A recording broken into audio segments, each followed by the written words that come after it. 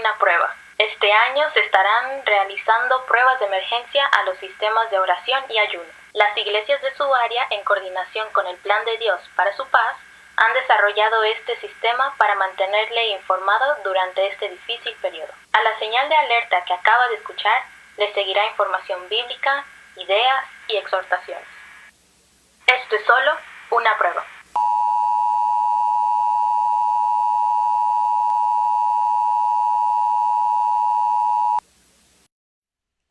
Bien, esto es solo una prueba. Hoy llegamos a la quinta y última parte de nuestra serie.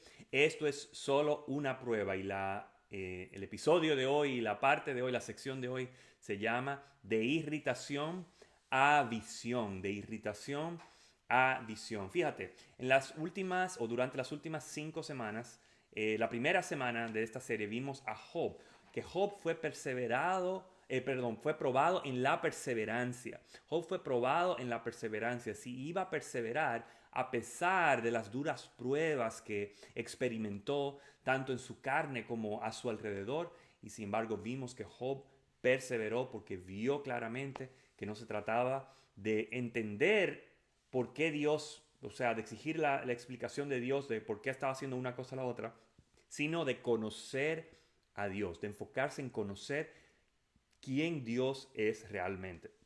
Luego vimos a Abraham que fue probado en la fe. Lo vimos que tuvo que obedecer a Dios, tener su fe bien puesta en Dios para proceder con lo que Dios quería de su vida. Y Abraham pasó la prueba. Luego vimos a María que fue probada en su disposición. Fue un corazón para el Señor, pero Dios quería ver qué tan dispuesta estaba María para hacer algo en otro nivel mucho más allá de lo que ella creía que era su llamado. María fue probada en la disposición. Y luego la semana pasada vimos a Jesús, que fue probado en el desierto, pero triunfó, fue vencedor por el poder de la palabra de Dios. Y vimos cómo utilizar esas nociones tan valiosas que tenemos en la palabra de Dios para colocar en efecto justo en el medio de la prueba. Hoy vamos a ver un personaje clave para el fundamento de la iglesia de Cristo. Vamos a ver a Saulo, que luego conocemos como el apóstol Pablo. Ahora, antes de dar inicio a este tema, pues muchos de ustedes, los que han ido participando en verso por verso, particularmente hace 2 semanas, vieron que nosotros examinamos este pasaje de la conversión de Pablo verso por verso. Bueno, hoy van a sentir que algunas cosas son repetidas, que ya la han escuchado, pero realmente vamos a hacer una diferencia porque en aquel tiempo examinamos el pasaje verso por verso con nuestra metodología habitual, pero hoy lo vamos a hacer en forma de predicación. Y cuando se predica es un poco diferente a estudio bíblico. Cuando vemos un estudio bíblico simplemente queremos saber qué nos dice la palabra acerca de un tema.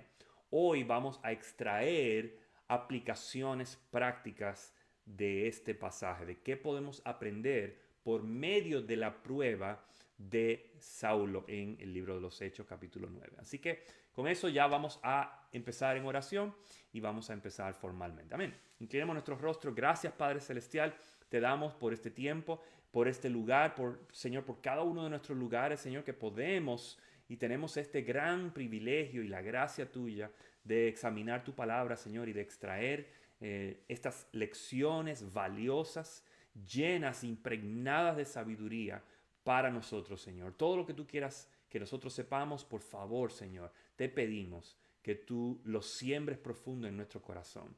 Todo lo que tú crees que tú sabes, Señor, que nosotros necesitamos conocer y profundizar y expandir nuestra noción acerca de quién tú eres y de qué tú quieres hacer en nuestra vida. Por favor, Señor, hazlo. Haz tu voluntad en nosotros, con nosotros y a través de nosotros. Muchas gracias, Señor. En el nombre, sobre todo nombre, y por el honor de nuestro Rey y Señor Jesucristo. Amén. Bueno, entonces, en Hechos capítulo 9, ya los primeros 9 capítulos de Hechos, lo que vemos es que el Espíritu Santo, luego de la ascensión de Cristo, el Espíritu Santo se derramó sobre esos primeros creyentes y se produjo un crecimiento de la iglesia explosivo.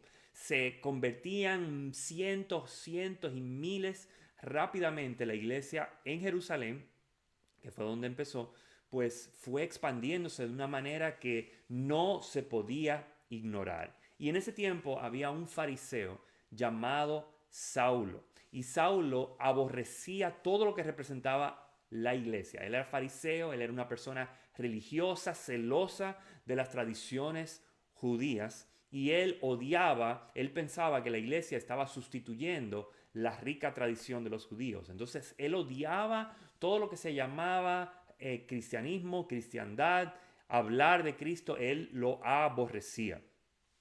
Entonces hubo una gran persecución. Saulo era uno de los perseguidores de la iglesia y la palabra nos dice que él arrastraba a las personas fuera de la casa. Hombres y mujeres los arrastraba para aprisionarlos, para castigarlos, para ponerlos en dura prueba, para que dejaran de predicar en el nombre de Cristo. Y muchos de esa primera iglesia pues tuvieron que huir de Jerusalén hacia otras ciudades aledañas. Entonces, una de esas ciudades aledañas se llamaba Damasco. Entonces, Pablo sabía que la iglesia de Damasco estaba creciendo, estaba más estable que la iglesia en Jerusalén en ese momento. Y Saulo en ese momento, perdón. Saulo, él comparece delante del consejo de Jerusalén y Saulo le dice, mira, yo necesito una carta oficial para yo ir a Damasco y yo sacar a las personas que están predicando en ese nombre, porque tenemos que acabar con esa iglesia, sacarlo, traerlo de nuevo a Jerusalén y meterlos presos a todos. O sea, la iglesia era considerada como terrorista en ese momento. Y el consejo en Jerusalén le firma esa carta oficial para que Saulo vaya con la firma del consejo, vaya a hacer esa obra de acabar con la iglesia. Entonces, Saulo, él parte hacia Damasco, pero él nunca se imaginó lo que Dios tenía preparado para él en el camino hacia Damasco. Y esto lo vemos en Hebreos capítulo 9, del verso 13 en adelante, y dice, en el viaje sucedió que al acercarse a Damasco, una luz del cielo relampagueó de repente a su alrededor. Él cayó al suelo y oyó una voz que le decía, Saulo, Saulo, ¿por qué me persigues? ¿Quién eres, Señor? Preguntó Saulo. Yo soy Jesús, a quien tú persigues, le contestó la voz. Levántate y entra en la ciudad, que allí se te dirá lo que tienes que hacer.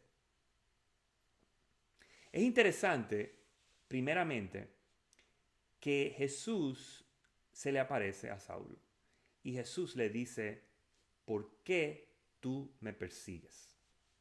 ¿Por qué tú me persigues? Y luego le dice, yo soy Jesús a quien tú persigues. Saulo estaba persiguiendo a la iglesia de Cristo. Ya Cristo había muerto físicamente.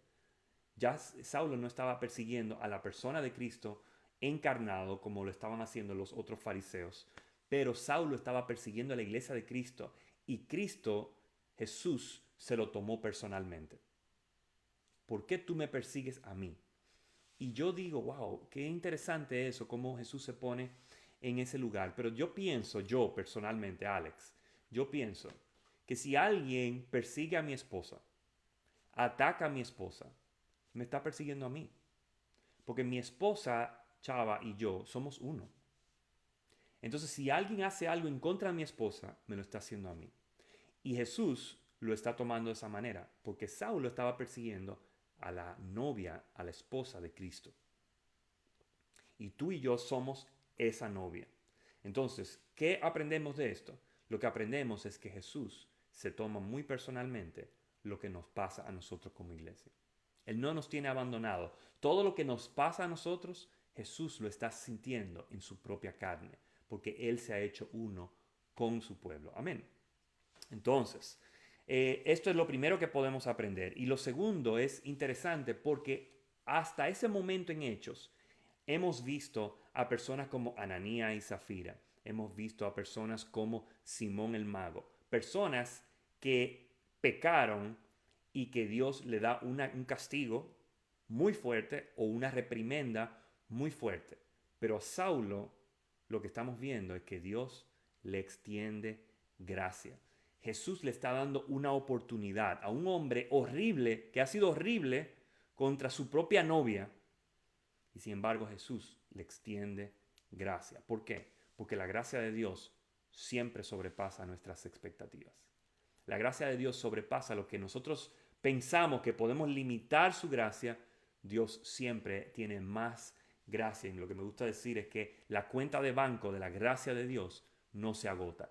Siempre hay crédito en la gracia, en la cuenta de la gracia de Dios hacia su pueblo. Siempre excede nuestras expectativas, no importa nuestro comportamiento o incluso nuestros pecados. Dios siempre nos puede sorprender por medio de su gracia. Y este es el primer punto que queremos hablar hoy día, y es que la rabia de Saulo no pudo contra la gracia de Dios. La rabia que Saulo sentía contra la iglesia, contra el cuerpo de Cristo, no pudo en contra de la gracia de Dios. Y quizás haya algo hoy en tu vida con la cual el Señor tiene que lidiar. Quizás tú has sentido rabia o rencor contra alguien que está fuera de tu casa o incluso con algún familiar tuyo. Hay personas que viven con una rabia y un rencor en contra de sus esposas o sus esposos toda su vida y todavía están sujetos a eso. Y puede ser que sea algo que no te esté dejando llegar a donde tú sabes que tú deberías llegar en cuanto a tu comunión con Dios. Y déjame decirte algo, tú le importas a Dios. Tú le importas lo suficiente a Dios que Él no tiene miedo en confrontarte a que tú reconozcas que tú tienes ese obstáculo en tu corazón. La palabra nos dice que el Padre a quien ama, corrige. A quien ama, corrige. Dios no nos deja a un lado. Dios nos corrige y a veces nos confronta para que nosotros veamos ese trazo de pecado o esa irritación o ese obstáculo que tenemos en nuestras vidas, que no es contra Dios, pero es contra la gente por la cual Dios dio su vida, por la cual Cristo derramó su sangre, y tenemos rencor contra ellos. Dios nos confronta para que nosotros abandonemos esa ira en nuestro corazón. Dios nos ama tanto que nos confronta hacia la obediencia. Dios nos ama tanto que nos confronta hasta que nosotros seamos obedientes. Porque así como Cristo dice, ¿por qué? ¿Por qué, Saulo, tú me persigues a mí? Entonces Cristo le da un mandato. Le dice, ve a la ciudad y allí tú vas a saber lo que tienes que hacer. Párate, deja de perseguirme, pero obedéceme. Jesús le habla con autoridad en ese momento, con gracia, pero con autoridad. ¿Okay? Muchas personas creen que el amor de Dios quiere decir que Él nos tolera pasivamente. Yo he oído muchas personas que dicen, Jesús es un caballero que respeta nuestra libertad. En un aspecto sí, pero en otro aspecto, cuando Él nos ama tanto, Él nos confronta. Él no respeta nuestra libertad tanto que nos va a dejar que nosotros brinquemos y saltemos de un precipicio. Él nos ama tanto que Él nos dice, detente, deja tus armas, deja lo que estás haciendo, tú necesitas obedecerme a mí. Él es Rey de Reyes y como Rey soberano, Él tiene todo el derecho de decirnos a nosotros que tenemos que arreglar nuestras vidas y arreglar nuestro corazón y ponernos a cuentas con Dios. Amén. Entonces, Dios se involucra en nuestros asuntos. Yo lo hago así con mis hijos. Yo me involucro en sus asuntos, en su educación, en su alimentación. Yo me involucro porque los amo. Lo que ellos hacen es algo que es parte de mi vida. Yo me involucro por ellos. Y el Padre es de la misma manera. El Padre es mucho más, ¿no? Yo diría de la misma manera, no, mucho más. Él sobreexcede la definición paternal, pero si nosotros somos buenos para con nuestros hijos, imagínate el Padre bueno, el Padre Santo, ¿cómo no va a ser bueno e involucrarse con nuestros asuntos? Pues Él corrige nuestras vidas porque a Él le importa el tipo de persona que nosotros estamos llegando a ser. Él tiene una visión para ti, hermano, para ti, mi hermana. Él tiene una visión de cómo tú vas a ser más y más en la persona y en el carácter semejante a Cristo. Él tiene esa visión, Él lo tiene claramente en su omnisciencia, pero Él sabe cuáles son los mecanismos que Él necesita para llevarte a parecerse más como Él, a ser un reflejo cristalino de su gloria. Él sabe lo que Él tiene que hacer y nosotros tenemos que confiar en que cuando Dios nos da un llamado hacia la obediencia, Él sabe lo que está haciendo. Él sabe lo que está haciendo y nosotros tenemos que inclinarnos y obedecer. Pero tú sabes que muchas veces el obstáculo más grande a nuestra obediencia es nuestro orgullo. Y quiero hablarle a los hombres que me están escuchando, particularmente nosotros los hombres, no que las mujeres se libran, esto no toca a todos, pero los hombres, particularmente los hombres latinos, tenemos un orgullito que a veces no nos gusta esa palabra obediencia, esa palabra humillarnos, someternos, no nos gusta eso, porque crecimos en un hogar donde el papá era el rey absoluto, era el Dios de dioses el papá, pero era un ídolo, en realidad no era el Dios de dioses, pero quería hacerse parecer un Dios de dioses. Y vimos ese ejemplo y decimos, un macho, un hombre, no puede inclinarse en obediencia. Y eso es falso, eso es diabólico, hermano. Nosotros tenemos que reflejar la persona de Cristo, porque aún Cristo nos mostró un ejemplo de servidumbre y de sujeción al Padre. Entonces, muchas veces se nos mete eso en el camino como un obstáculo. Tú sabes que el nombre de Saulo refleja ese orgullo y esa vanidad de ese hombre, porque el nombre de Saulo, primeramente, era el nombre del primer rey de Israel. Y lo vemos en Primera de Reyes, Primera de Crónicas, como ese primer rey, que era un rey majestuoso, y Dios elevó a esa persona, que luego se envaneció en su corazón naturalmente, pero en la historia de Israel, ese nombre Saulo representaba majestad, representaba gloria, representaba a una persona que estaba por encima de los demás. Pero no solo eso, ese nombre también significa en el hebreo, significa aquel por quien orábamos. O sea, literalmente significa una respuesta a nuestras oraciones. Entonces, Saulo, ya yéndonos al Nuevo Testamento, el Saulo del cual estamos hablando, era una respuesta a las oraciones de los judíos. Señor, te pedimos que venga alguien celoso, religioso, alguien que venga a defender nuestras tradiciones. Y Saulo era esa respuesta. Imagínate la vanidad que debió sentir, la vanagloria que debió sentir una persona así, una persona que era literalmente la respuesta a las oraciones de un pueblo. ¿Okay? Él era un hombre inteligente, él era un hombre estudiado, estudió bajo Gamaliel, que era uno de los profesores más respetados de los judíos. Él era celoso por la causa de los judíos, pero Jesús ahí mismo lo confronta, lo humilla y lo deja ciego. O sea, un hombre con todo ese orgullo y esa visión, pero visión en su carne, y el Señor lo deja ciego en ese momento. Se le aparece en ese relámpago y lo deja ciego, lo deja desconcertado, lo humilla y le dice, a ti no te queda otra opción que obedecerme. Ve a la ciudad y ahí yo te voy a dejar saber lo que tú vas a hacer. Y eso lo vemos, luego de eso vemos este pasaje en Hechos 9, verso 10 en adelante, y dice, había en Damasco un discípulo llamado Ananías, a quien el Señor llamó en una gran visión. Ananías, aquí estoy, Señor. Anda, ve a la casa de Judas, en la calle llamada derecha, y pregunta por un tal Saulo de Tarso, y está orando.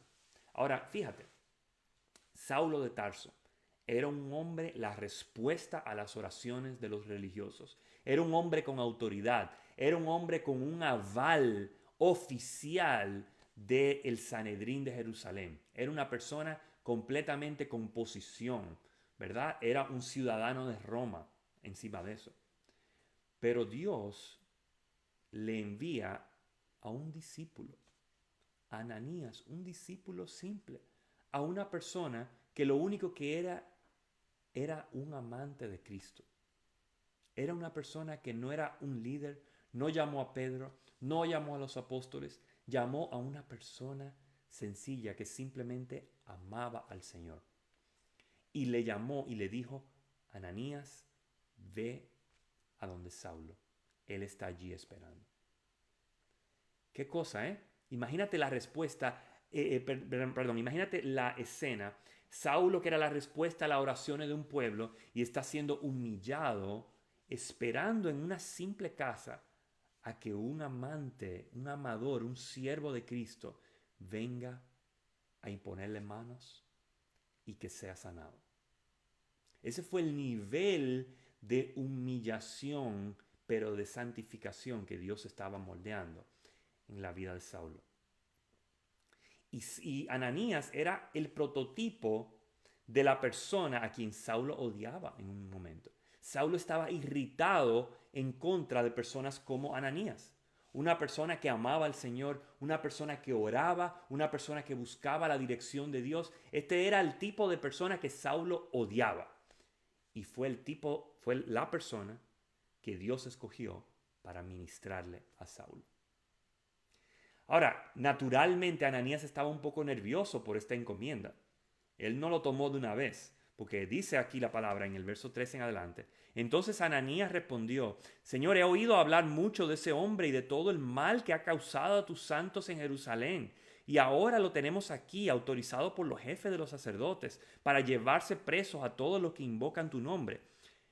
Pero el Señor insistió y dice, ve, porque ese hombre es mi instrumento escogido para dar a conocer mi nombre tanto a las naciones, a sus reyes, como al pueblo de Israel. Yo le mostraré cuánto tendrá que padecer por mi nombre. Ananías le dice, Señor, este hombre es famoso porque es terrible. Este hombre odia a la iglesia. Pero Dios le insiste y le dice, ve porque yo tengo un gran propósito para este hombre. Y es el segundo punto que tenemos para hoy, y es que la reputación de Saulo no pudo contra los propósitos de Dios. La reputación de Saulo no pudo en contra del propósito alto de Dios para su vida. Fíjate que Cristo nos mostró el gran ejemplo que siendo rey de reyes, Él se humilló, colocó su divinidad a un lado y descendió como un siervo. Y llegó incluso a lavarle los pies a sus discípulos. ¿Y qué aprendemos de esto y del ejemplo de Cristo? Lo que aprendemos es que Dios no tiene que ver con reputación, no tiene que ver con grandeza, no tiene que ver con fama, no tiene que ver con nombre, no tiene que ver con títulos, no tiene que ver con autoridad. Él no tiene que ver con nada de eso. Los propósitos de Dios son los propósitos de Dios y punto. Dios no necesita a una persona de mayor o de menor reputación. Cuando Él quiere hacer algo en la vida de alguien, Él lo hace. Y quizás tú eres una persona que en tu país tú tenías mucha reputación, o quizás aquí tienes mucha reputación y has creado un nombre, una fama para ti. O quizás eres una persona a lo contrario, una persona con poca reputación. Digamos que tú tienes un pasado dañado, un pasado lleno de heridas, de humillaciones, una historia vergonzosa. No importa cuál sea tu historia, tú tienes que enfocarte en lo más importante. ¿Y qué es lo más importante? La imagen que tú mismo tienes de ti, la imagen que otras personas tienen de ti, la imagen que tus familiares tienen de ti, la imagen que las personas en tu país tienen de ti, o el plan que Dios tiene para tu vida. ¿Qué es lo más importante? Porque si Dios pudo tocar a una persona terrible, con una reputación terrible contra la iglesia, que Jesús lo confronta y le dice, ¿por qué tú me persigues a mí? Y Dios pudo utilizarlo para su gloria, ¿qué no puede hacer contigo y conmigo? Sabes que el diseño de Dios es mejor que nuestras identidades. El diseño de Dios siempre es mejor que nuestras identidades. Tú y yo nos podemos forjar una identidad con respecto a muchas cosas, con nuestro pasado, con qué servimos, en qué compañías trabajamos, en esto, lo otro, qué hacíamos en nuestro país, pero el diseño que Dios tiene para tu vida siempre es más importante y mejor. Y quizás Dios te está invitando a que tú dejes tu reputación a un lado, lo que tú piensas, bueno o malo de ti, o lo que pensaban los demás de ti, y que tú lo dejes a un lado y que tú empieces a caminar en el propósito de Dios para tu vida. Quizás este mensaje es para invitarte a empezar a dar pasos firmes en preferir el propósito de Dios y no las etiquetas que tú te has colocado sobre tu vida o que otros te hayan colocado. Mira lo que Dios dice que tú eres primero. Fíjate que Saulo pasó esta prueba. Él pasó la prueba. Él fue cegado, pero él obedeció a Cristo en ese momento. Él fue confrontado por su pecado, pero él escuchó la voz y esperó pacientemente. Él abandonó su identidad de una figura importante, una figura religiosa, pero él se humilló al punto de que una persona que simplemente amaba al Señor fuera la persona que viniera y le ministrara. Y esto lo vemos del versículo 17 en adelante. Dice, Ananías se fue y cuando llegó a la casa, le impuso las manos a Saulo y le dijo, hermano Saulo, el Señor Jesús, que se te apareció en el camino, me ha enviado para que recobres la vista y seas lleno del Espíritu Santo. Al instante cayó de los ojos de Saulo algo como escamas y recobró la vista, se levantó y fue bautizado. La parte que me encanta de este pasaje es que Ananías le dice hermano Saulo. La gracia que Dios tuvo sobre Saulo se empezó a manifestar por medio de los corazones que también se humillaban ante Dios. Y Ananías, pudiéndole haber dicho, Señor Saulo, esta persona peligrosa, esta persona que quizás representa un peligro para mí, Ananías ya empieza a confesar, este es un hermano mío. Esta es una de las personas por las cuales Cristo derramó su sangre. Y eso es lo que me encanta, porque Ananías procede bajo la verdad de Dios y no lo que él conocía por sus propios ojos. La verdad de Dios es que este era uno perdonado por la gracia de Cristo. Y Ananías va, le impone las manos, Saulo es sanado y él pone al lado su ira y su rencor, toda su reputación, la identidad que se había forjado, y Saulo a partir de ese día obedece al Señor. Dios le sanó la vista, pero el milagro más grande es que Dios le abre los ojos de su espíritu. Le abre los ojos espirituales y Saulo empieza a ver una realidad mayor en su vida, y es la realidad de que Dios tiene salvación para su pueblo.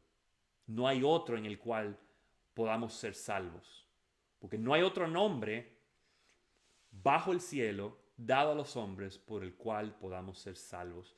Saulo vio esa realidad y él inclina su vida a él. Y fíjate, hasta este momento, la palabra en Hechos le llama Saulo, aquel por el que orábamos. Y puede ser que Saulo era aquel por el cual el pueblo de Dios, el pueblo de Cristo oraba. Pero Saulo, a partir de ese momento, él empieza a utilizar el nombre que él tenía como ciudadano de Roma. Y es Pablo. Ahora, si Saulo significaba aquel por el cual orábamos, ¿qué significa Pablo? Pablo significa pequeñito, modesto, diminuto. Representa su nueva naturaleza humillado como un siervo de Cristo.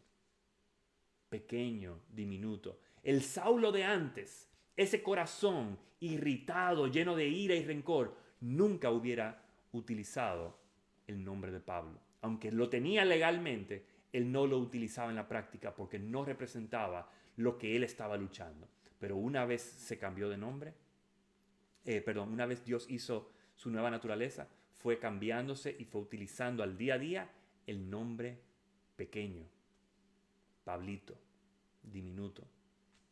Y él no tenía ningún problema con eso, porque él sabía que él era pequeño ante los ojos de Dios, pero grande en cuanto a los propósitos que Dios tenía para él. Él empezó a ver que los planes de Dios eran mejores que él sentirse importante. Él empezó a ver que ser grande a los ojos de Dios es volverse siervo de los demás. Él empezó a ver que Jesús le escogió no porque él lo merecía, sino porque de tal manera Dios lo amó. Dios lo amó al punto de escogerle a ser uno de los suyos, una de las personas que pelearía y que sufriría por la causa de Cristo. Entonces Saulo obedeció, se liberó de su ceguera espiritual. Dios lo liberó de su ceguera espiritual. Y él pasó de irritación a visión espiritual. Él pasó de irritación a visión. A muchos de nosotros, Dios no importa dónde estemos, Dios nos llama a un nuevo caminar. Yo me relaciono mucho con eso.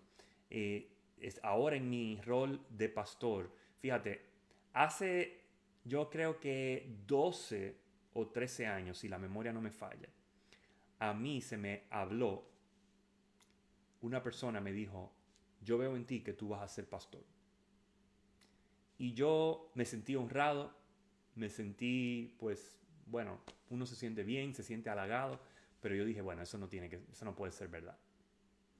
Yo simplemente soy una persona, un profesional, yo soy músico, yo tenía todas estas identidades sobre mí.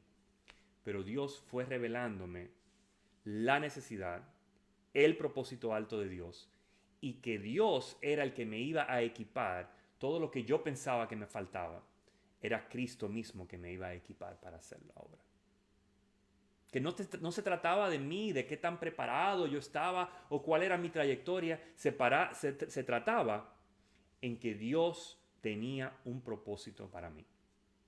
Y aprovecho para darle las gracias a mi querido hermano y pastor Joe, porque Joe fue un mentor para mí desde el principio y fue un instrumento que Dios continúa utilizando para que yo pues suplir todas las carencias que yo tengo como persona, como individuo, para hacer lo que Dios quiera hacer en tu vida. En esta historia, yo sería como mi Ananías en esa historia, ¿verdad? Porque Dios equipa a las personas a su alrededor, equipa a la iglesia para dotarte y para equiparte de lo que tú necesitas para caminar en el propósito de Dios. Y quizás tu llamado no es participar en el ministerio o servir, aunque yo creo que todos de alguna u otra manera deberíamos servir en el ministerio. Pero ustedes saben lo que estoy diciendo, a tiempo completo, a tiempo parcial, quizás ese no es tu llamado. Sea lo que sea, Dios tiene un propósito para ti. Él tiene un propósito particular. Y quizás, lo que te estoy diciendo hoy, quizás no tiene que ver con lo que tú crees que tú eres capaz de hacer. Quizás te ve muy poca cosa. O quizás te ve muy cosa. Demasiado título, demasiada autoridad. Hay personas que Dios lo humilla. Y hay otras personas que Dios lo enaltece. Que Dios es Dios de dioses, Rey de reyes. Él enaltece al humilde y mira de lejos al altivo. Entonces, ¿qué está haciendo Dios en tu vida? Quizás Dios te ha colocado algo en tu corazón. Pero fíjate, la ceguera, el tercer punto que queremos indicar hoy, es que la ceguera de Saulo no pudo en contra de la visión de Dios. Saulo estaba ciego en ese momento en su propia carne, él no podía ver, pero Dios sí tenía una visión para su vida.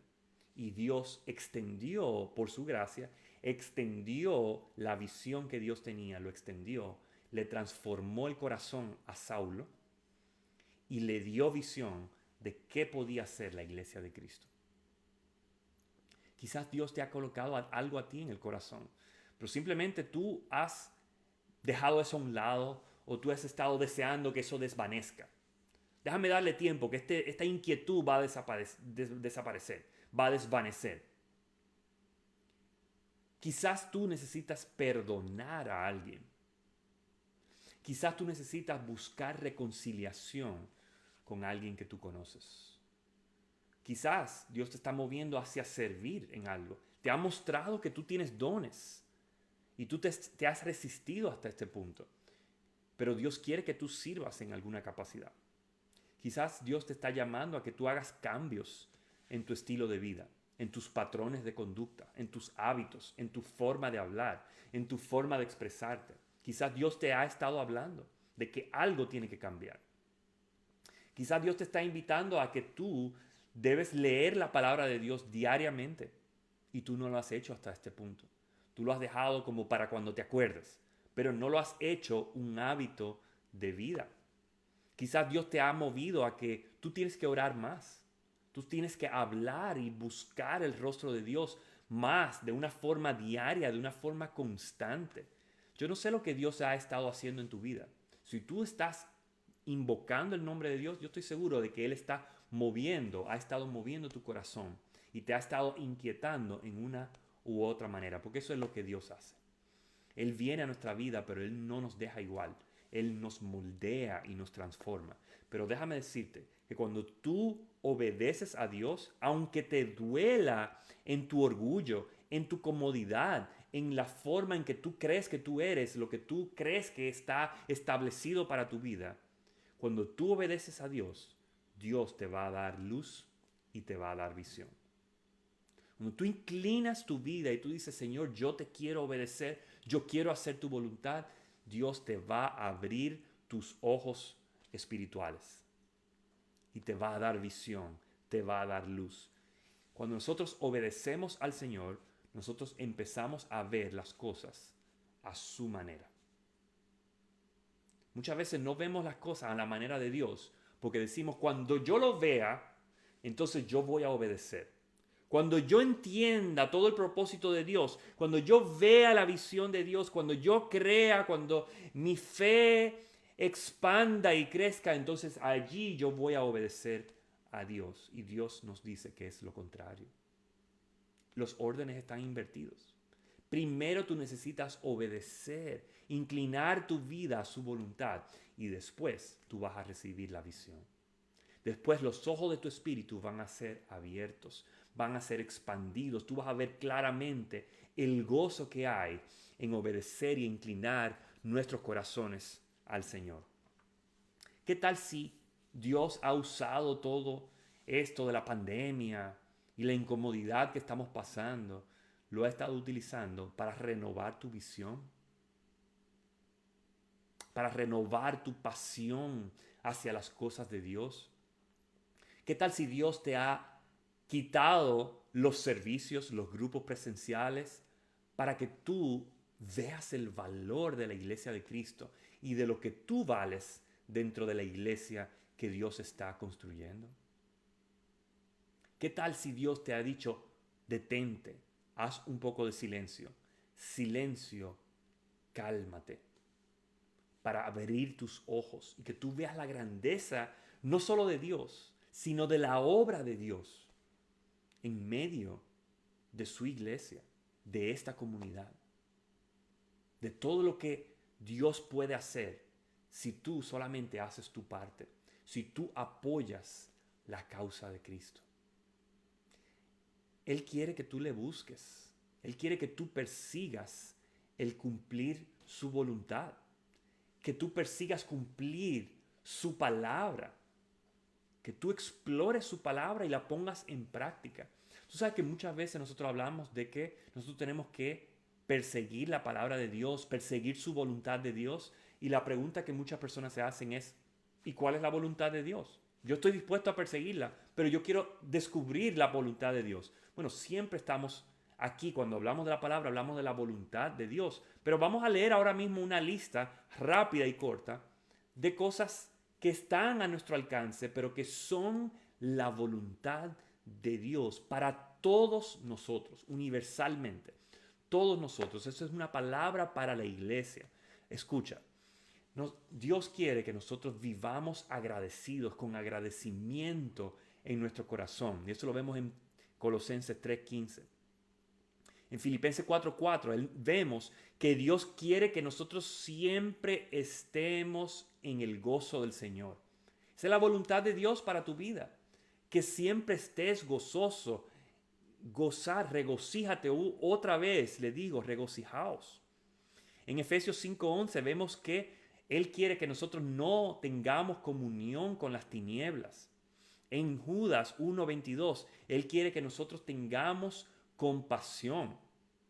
Mateo 5:16 dice que Él quiere que nosotros reflejemos la luz de Dios, que seamos almenaras, que seamos lámparas para este mundo en tinieblas. En Colosenses 4:2, Él quiere que nosotros nos dediquemos a la oración, que sea una prioridad para nuestras vidas. Colosenses 3:16, Él quiere que la palabra habite en nuestras vidas, que habite en nuestros corazones, que siempre estemos meditando en la palabra de día y de noche. Segunda de Corintios 9:7, Él quiere que nosotros demos con gozo, que demos con gratitud, con gozo en nuestro corazón, que ofrendemos. Él quiere eso para nuestras vidas. Lucas 6:37, Él quiere que nosotros perdonemos, que no andemos en la vida con rencores en nuestro corazón, con angustia, con ira contra nuestro prójimo. Mateo 5:44, Él quiere que amemos a nuestros enemigos, que a la persona que nos haga mal, que nosotros les respondamos con bien. Todo esto es una lista corta de los cientos y cientos de direcciones que Dios tiene para su vida. Pero ciertamente si empezamos con estas 10, creo que hay 9 o 10 en esta lista, si empezamos con estas, ya empezamos a hacer ejercicio de la voluntad de Dios para nuestras vidas. Y no importa que sea incómodo para nosotros, que no estemos al tanto de aplicar estas cosas. Dios quiere que reflejemos su gracia y su amor, de que Él, su mano es la que está transformando nuestras vidas y nuestros corazones. ¿Sabes que estos momentos difíciles de pandemia, estos no son los momentos para nosotros decir, ¿tú sabes qué? Estas son mis ideas, estas son mis concepciones, estas son mis conclusiones, yo voy a morir por mis propias ideas. No, estos son momentos que no tenemos que estar para servirnos a nosotros mismos. Tampoco son momentos para nosotros flaquear en nuestra fe. Este es el tiempo para nosotros pararnos con firmeza, libres, pero en obediencia. Dios nos ha hecho libres para servirle a Él. Estos son momentos para quitarnos la ceguera espiritual, la ceguera carnal, la falta de confianza, pero en cambio de todo eso, recibir la visión de Dios para nuestras vidas. La visión que Dios tiene para nuestra iglesia. Estos son tiempos de renovar o de pedirle a Dios que sea el que renueve nuestra visión. Esta es la prueba para ti, mi hermano, hoy día. ¿Tú vas a pasar la prueba? Sea lo que sea que esté obstaculizando lo que Dios quiere hacer en tu vida, ¿tú vas a pasar esta prueba? ¿Tú vas a esperar a que Dios te confronte duramente o vas a responder a su llamado? A mí no me cabe duda de que Dios tiene planes para tu vida. ¿Por qué? Porque Él nos ha dicho que la iglesia es un cuerpo y que el cuerpo consta de muchos miembros y que todos los miembros son importantes. Pero Dios te ha designado algo particular, algo que yo no puedo hacer, algo que el liderazgo no puede hacer. Dios quiere hacer algo en tu vida. Y para que Dios cumpla sus designios altos, Él necesita y Él está buscando corazones que estén dispuestos a obedecerle.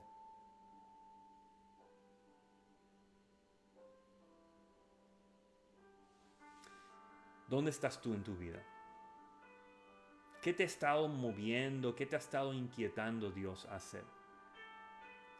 ¿Qué tú has percibido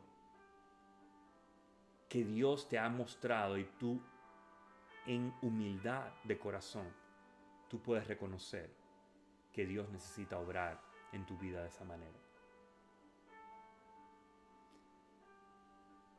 Yo te quiero decir que siempre y cuando esté enraizado en la palabra de Dios y sea el Espíritu Santo que te esté hablando, te quiero invitar a que tú seas valiente, a que tú des ese paso en fe. Las cosas de Dios son profundas como el océano. Y a veces nosotros cometemos el error de quedarnos en la orilla del océano. Nos quedamos allí donde nos mojamos los pies. Yo meto el dedito del pie y ya estoy bien. Yo me llamo cristiano y ya estoy bien. Eso es meter el dedito del pie en el agua. Yo voy a la iglesia, yo voy al servicio y ya está bien. Pero Dios tiene aguas profundas para ti y para mí. Las riquezas en Dios son incontables. Y Él tiene algo profundo para nosotros.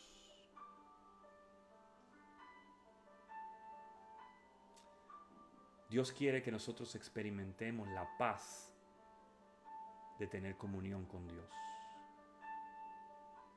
Que lo experimentemos de lleno. Romanos 5:1 dice, en consecuencia, ya que hemos sido justificados mediante la fe, tenemos paz con Dios por medio de nuestro Señor Jesucristo. La paz que podemos experimentar con Dios viene dada porque Él nos ha justificado, Él nos ha cubierto. Y nosotros hemos tenido fe y hemos entrado en comunión con Dios. Pero es en esa paz, ya no siendo enemigos, como Saulo fue enemigo, tú y yo también éramos enemigos en un tiempo. Nosotros quizás no perseguíamos a la iglesia, aunque algunos de nosotros quizás hablábamos mal de la iglesia. Y humillábamos, nos burlábamos de Dios o nos burlábamos de los seguidores de Cristo. Pero quizás no perseguíamos a la iglesia, pero sí devaluábamos el lugar de Dios en nuestra vida. Y en nuestros hechos, en nuestro corazón, decíamos, Dios, yo no te quiero más en mi vida. Yo hago lo que yo quiera. Aquí en mi casa se hace lo que yo diga. Y nos hacíamos enemigos de Dios. Pero Dios, en su rica misericordia, nos ha perdonado en Cristo. Romanos 5:7 dice que Cristo, aún nosotros siendo débiles, Él dio su vida por los impíos. Tú y yo éramos llamados impíos en un tiempo. Y sin embargo, en nuestra debilidad, Él se encontró con nosotros. Nos limpió, nos justificó, nos hizo su familia. Ya no somos enemigos, sino que somos pueblo de Dios. Y ahora, siendo pueblo de Dios, Él quiere continuar moldeándote, santificándote, obrando en tu corazón, para Él glorificarse en tu vida más y más y más.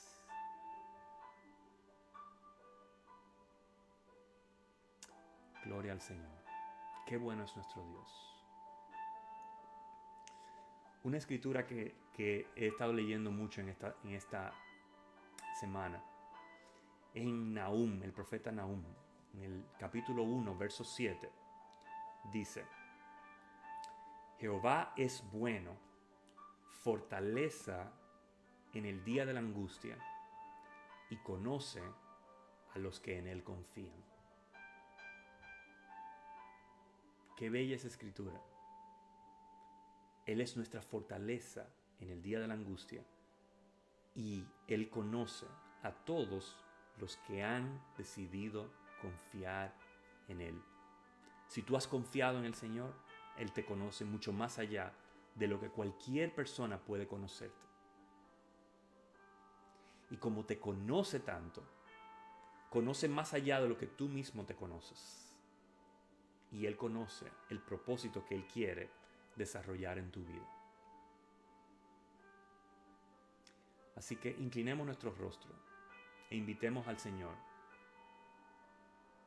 de esta manera. Señor Jesús, así como tú dices tu palabra, Señor, tú conoces a los que confían en ti. tú me conoces tal y como yo soy.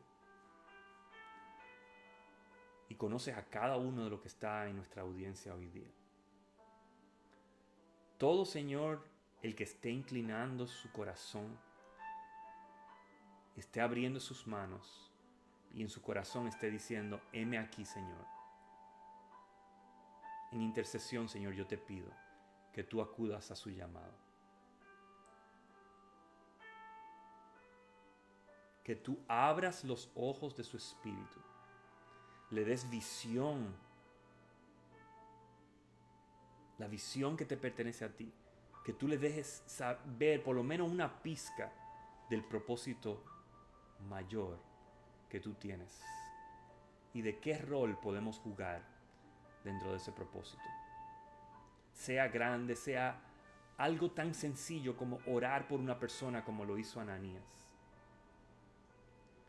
Sea algo tan sencillo, Señor, como colocar nuestras manos sobre alguien. Sea lo que sea, Señor, muéstranos qué tú quieres que nosotros hagamos en esta vida. Que nuestras vidas sean instrumentos para ti. Que te glorifiquen a ti, Señor, que podamos reflejar tu realidad, tu gloria, para un mundo que está en tinieblas, un mundo que necesita saber de ti. Te damos gracias, Señor.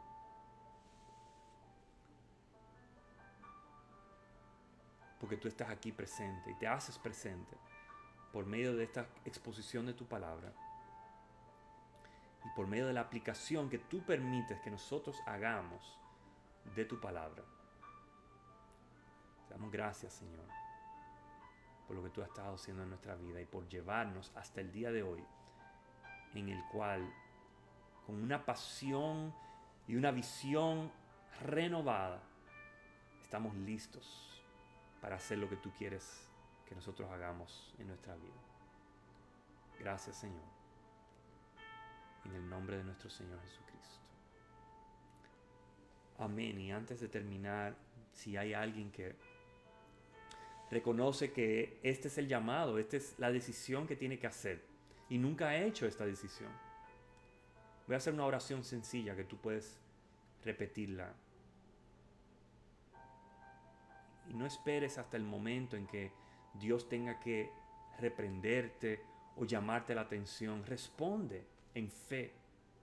Ven al Señor, que Él te está esperando con brazos abiertos. Él te está esperando para derramar sobre ti gracia, misericordia, favor, amor. Todo lo que Dios tiene para ti. Repite esta oración conmigo. Señor, yo reconozco que mi vida tiene un valor, pero ese valor viene de ti. No de mi pasado, no de mis títulos, no de mi reputación, sino del nombre que tú me quieres dar, que es ser tu hijo. Tu palabra dice que si confesares que Jesucristo es el Señor y que Dios le resucitó de entre los muertos, serás salvo.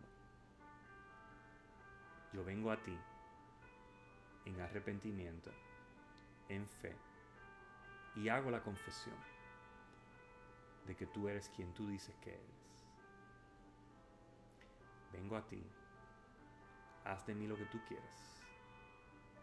Te recibo como mi Rey, como mi Redentor, como la cabeza de mi vida. Te doy gracias, Señor, en el nombre de Jesucristo. Amén. Qué bueno es nuestro Dios. Qué gran júbilo sentimos reconociendo que la paz de Dios, que sobrepasa todo entendimiento, está con nosotros, porque tenemos paz con Dios por medio de Cristo. Amén.